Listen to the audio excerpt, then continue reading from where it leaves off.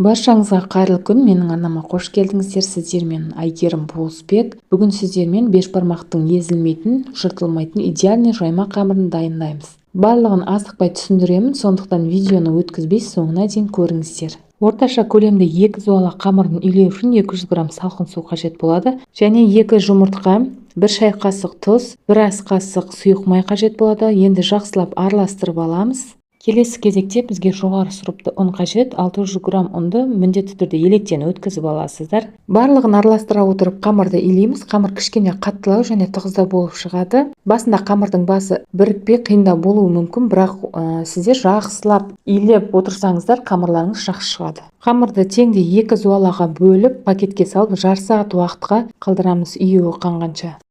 Жарты сағат өткен соң қамырды ашып көреміз. Бұның июі қанған, бірақ толықтай әлі июі қанбаған. Қайтадан пакетке жарты сағатқа қойып қоямыз. Әбден июі жақсылап қануы керек. Сонда біздің қамырымыздың тұрған уақыты 1 сағаттай болады.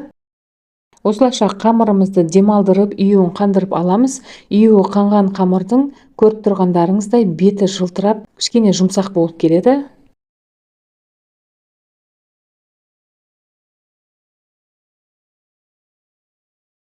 Енді дайын болған қамырды жақсылап жайып аламыз. Ұн сеуіп, бірінші осылай дөңгелетіп аламыз. Шет-шеттерін басып.